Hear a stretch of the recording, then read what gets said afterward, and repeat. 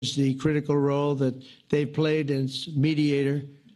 And again, we're not quite finished. We have to get Hamas, but I think they're going to be able to do this. So now it's time for Hamas to accept the terms of the plan that we've put forward today. And again, this is a different Hamas than we were dealing with because I guess over 20,000 have been killed. Their leadership has been killed 3 times over.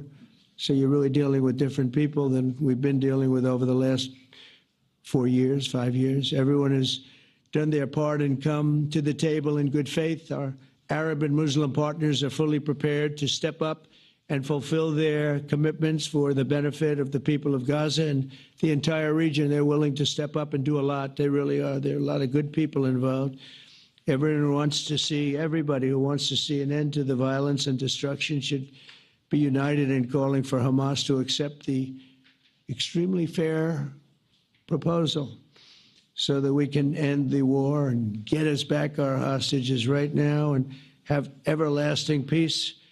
And I look forward to having relationships with everyone. As the chairman of the board, I'll be involved, and we'll have meetings with some very smart people that'll be working over there to make sure that we haven't just been wasting time with an agreement that doesn't get done. The task of building peace will not be easy.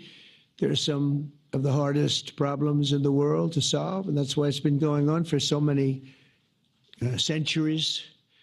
But too many lives are at stake not to try, and this is more than a try. I mean, I think this is something that gets done when you have virtually every country, and these are powerful, powerful countries that have a lot of money, and the money can make things happen. A lot of countries try, and they don't have any money. These are very rich countries that can make things happen. So together we'll forge a much safer and more hopeful future for everybody, including Israel. And I want to thank Prime Minister Netanyahu for his partnership. And I want to thank all of the leaders, the kings and the emirs and the presidents and prime ministers, people I mentioned.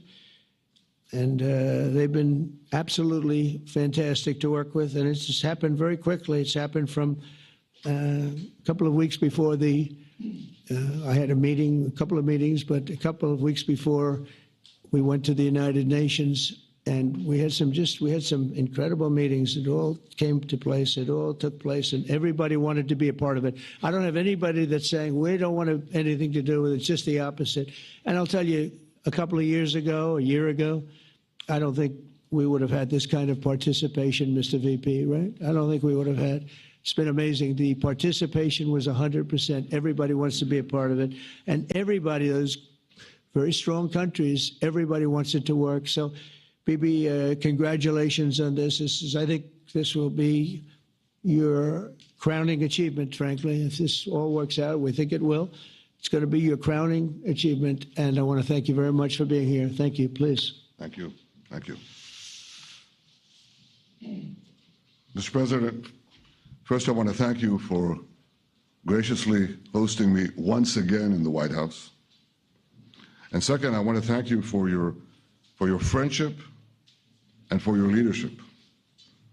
From Jerusalem to Tehran, from the Golan Heights to Gaza, you've proven time and again what I've said many times.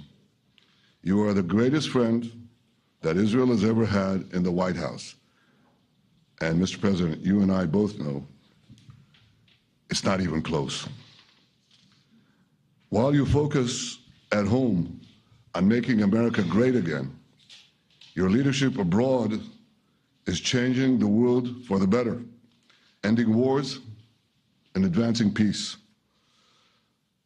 I believe that today we're taking a critical step towards both ending the war in Gaza and setting the stage for dramatically advancing peace in the Middle East, and I think beyond the Middle East, in very important Muslim countries. I support your plan to end the war in Gaza, which achieves our war aims. It will bring back to Israel all our hostages, dismantle Hamas's military capabilities, end its political rule, and ensure that Gaza never again poses a threat to Israel. We we would not have achieved this turning point without the courage and sacrifice of our incredibly brave soldiers. They fight like lions to defend the people of Israel, and they serve on the front line in the war between civilization and barbarism. Mr. President, when our two countries stand shoulder to shoulder, we achieve the impossible. Just a few months ago, in Operation Rising Lion and Operation Midnight Hammer, we struck a decisive blow against Iran's nuclear and ballistic missile program. Your bold decision to send those B-2s made the region safer and the world safer. Now, under your leadership, we're taking the next step to win the war and expand the peace. Your plan is consistent with the 5 principles my government set for the end of the war and the day after Hamas. Everybody asks, what is your plan for the day after Hamas? Here's our plan. Pass it in the cabinet. All our hostages, both those who are alive and those who died, all of them will return home immediately. Hamas will be disarmed. Gaza will be demilitarized. Israel will retain security responsibility, including a security perimeter for the foreseeable future. And lastly, Gaza will have a peaceful civilian administration that is run neither by Hamas nor by the Palestinian Authority.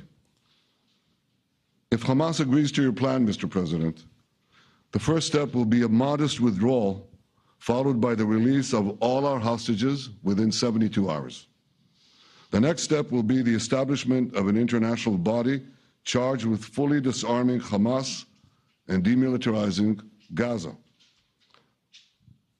I appreciate your willingness to lead the body, Mr. President. I really appreciate it because you have a lot of things to do, and this is important. And it reflects the confidence that this will give everyone, that things will be followed up on all the commitments made. The fact that you're taking this on, I think, helps a lot to make sure that everything flows in the direction that we want. Now, if this international body succeeds, we will have permanently ended the war. Israel will conduct further withdrawals linked to the extent of disarmament and demilitarization, but will remain in the security perimeter for the foreseeable future. I think we should understand that we're giving everybody a chance to have this done peacefully, something that will achieve all our war objectives without any further bloodshed. But if Hamas rejects your plan, Mr. President, or if they supposedly accept it and then basically do everything to counter it, then Israel will finish the job by itself. This can be done the easy way, or it can be done the hard way, but it will be done. We prefer the easy way, but it has to be done.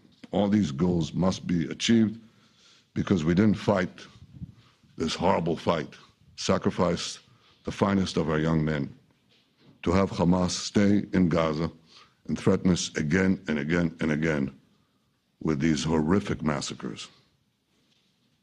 Mr. President, I was encouraged by your clear statement at the UN against the recognition of a Palestinian state. That would be an outcome that, after October 7th, would reward terrorists, undermine security, and endanger Israel's very existence. As for the Palestinian Authority, I appreciate your firm position that the PA could have no role whatsoever in Gaza without undergoing a radical and genuine transformation. In your 2020 peace plan, which you mentioned just now, you made clear what that transformation requires. It's not lip service. It's not checking a box. It's a fundamental, genuine, and enduring transformation.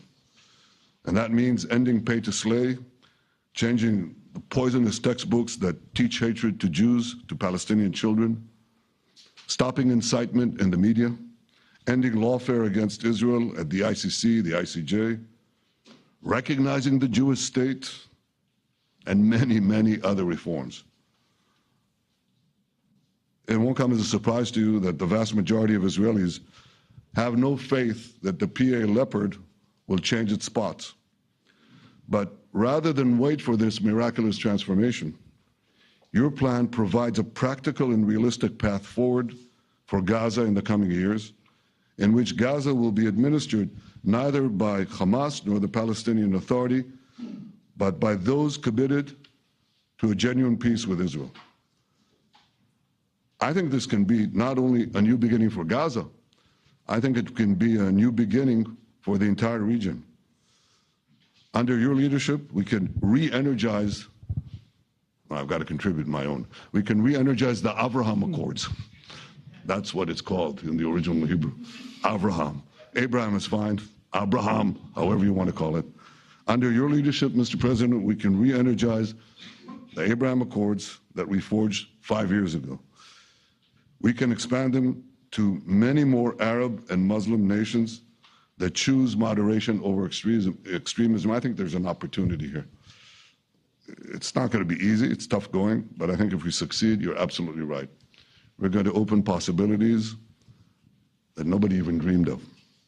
But I think we dream of them. As you've told me, Mr. President, and you've told the world many, many times, you said, remember October 7th. Remember October 7th. And we do. We will never forget the horrors of October 7th, and we will do whatever is necessary to make sure they don't happen again. Since October 7th, Israel's enemies have learned a hard truth. Those who attack us pay a heavy price, but those who partner with us advance progress and security for their peoples. President Trump just said it. It's also in the Bible. It says, those who will bless you will be blessed, and those who will curse you will be cursed. And that's actually what is happening. We want the blessings.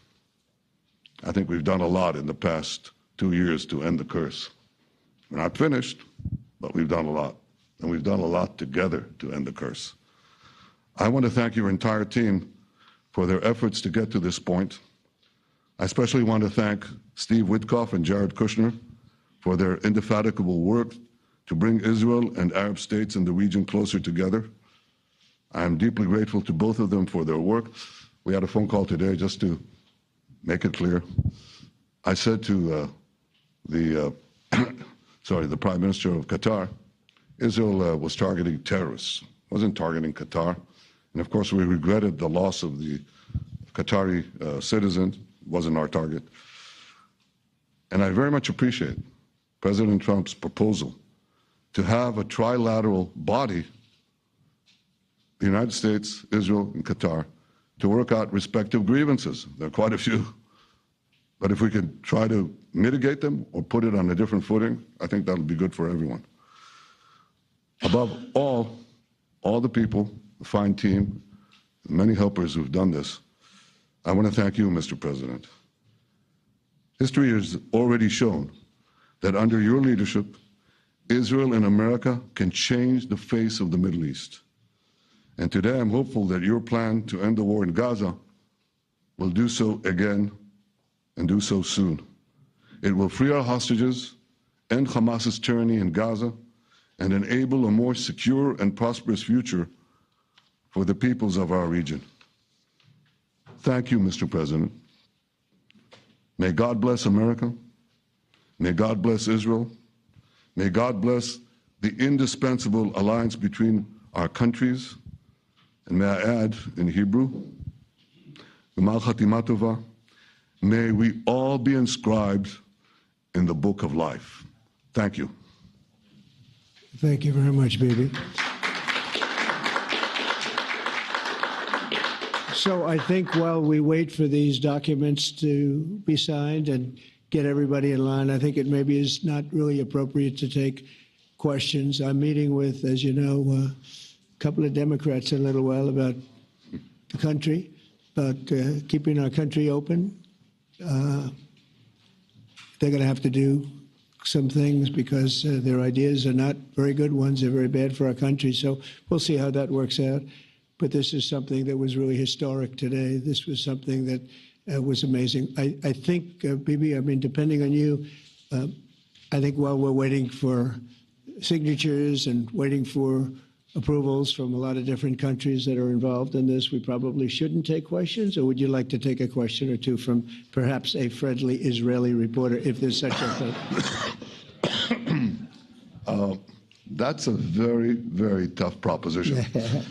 But I would think, Mr. President, that I would go by your instinct that this is, we'll have enough time for questions. Let's settle the issue first, I think.